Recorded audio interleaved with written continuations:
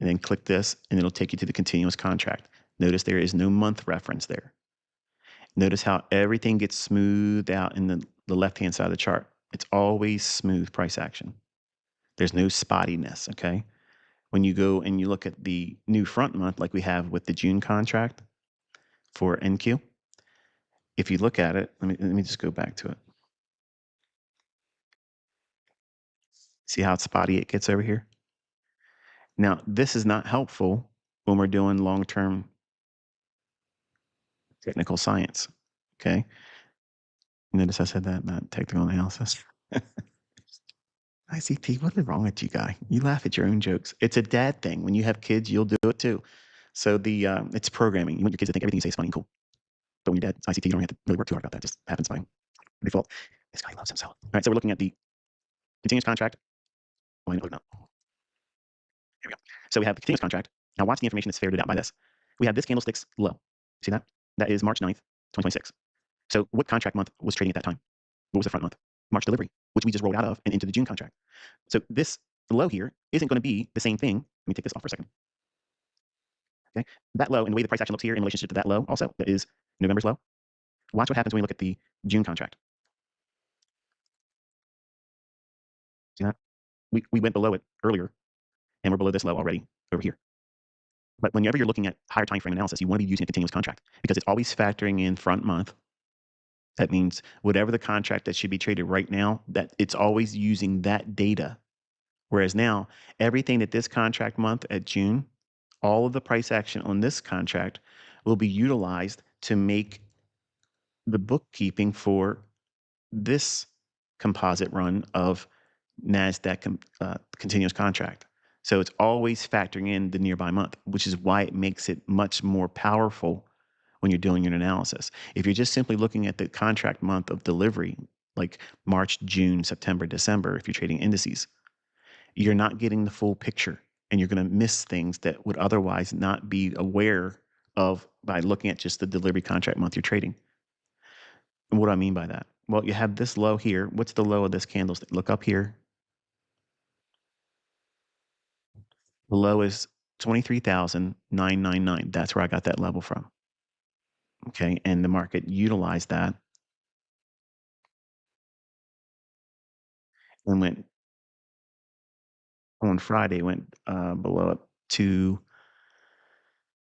23,970 and 3/4.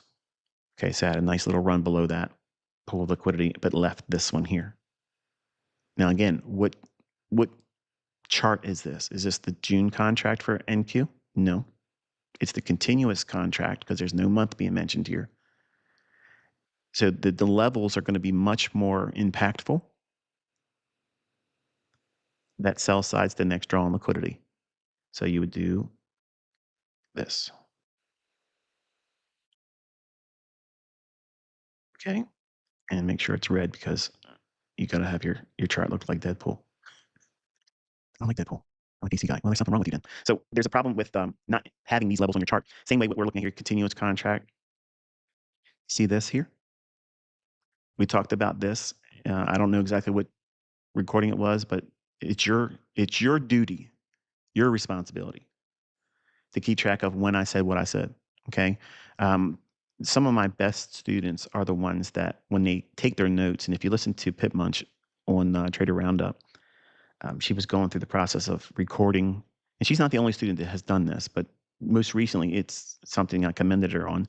I said that I really appreciate when you come out and you say that when you annotate your notes, you also record the video, the title of the video, and the minute marker where I said something. And it's real important for you guys to start doing those things. Whenever I make a call on what I think the market's going to do, it's real easy to hold me to the fire. Just record the time and date of the video and write it down. ICT said this is going to happen, and this is where he said it. And by doing that and collecting all that stuff, you'll see I'm right a lot, a lot. And the things that you read about me or see about me on the internet is just basically bullshit. It's clout for them to get engagements. And I get it. I understand. It's fine, but that's free advertising. It brings people here. So when I'm talking about things like this, utilizing the continuous contract, just make sure that you always include the levels that you see me refer to. And if you don't understand where I may be getting that information from, chances are it's based on the continuous contract of the market I'm looking at. Okay. So, with that said, you know what's down here, right? That's what I'm looking for my summer target. So the first half of the year, going into June, or certainly by June ending, I would like to see price be below these lows here. Now that might be overzealous. I might be off in my timing aspect of it because my weakest point of my trading is the exits. That's the part I'm trying to perfect all the time. And getting in is easy. Getting out exactly where I want has not always been as easy. I'm not satisfied with it. So to make this thing real easy for you and make it easy for me where I'm satisfied with it, we're looking to simply for the market to draw down into these relative equal lows on the continuous contract because there's no month code in the title here.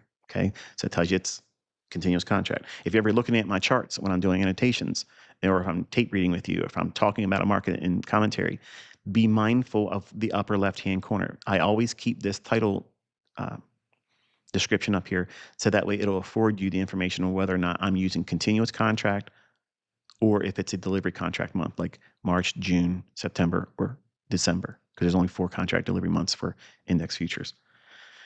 All right, so we're going to take this information here. That is the 21st of November, that volume imbalance. Okay, we're going to borrow that logic here and we're going to carry it over into June.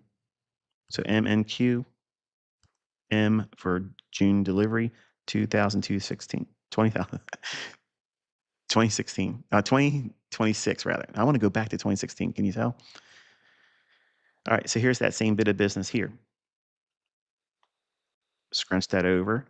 Look how significantly lower we are. We're really far away from that, but we're reaching lower like I've indicated we would likely do. But now let's go back to continuous contract. This is the part you're missing. M, N, Q, no symbols after that, and just click the top one, okay? If you look inside this volume imbalance while watching price action, the trades are going to be made on front month, which is right now, June. We rolled out of March on Tuesday of this week and went into June. Monday, we tracked the March contract still, but on Tuesday, we rolled over into June contract. This volume bounce extended over to the right. We're going to look inside of price action on Thursday and Friday, right here, with this volume imbalance, with the expectation that market's going to do what? Draw to this low, draw to this low, and in the direction of this longer term time frame draw on liquidity. Okay. With the backdrop that we're in heavy distribution because we had S&T divergence. We've seen Warren Buffett come out and say, I'm in cash, bro. I ain't trying to take any risks right now. All the things are telling you that this is not a market that's bullish. We have World War III going on. Everything's a mess. So is that a scenario where everybody feels confident to go in here and buy stocks? No. Data is coming out and all the data is being delayed. Government shuts down. Oh, well, okay. Can you trust the data? I don't. So the point is this is not an economic climate that bodes well for being long on stocks. So if it's not likely to go higher,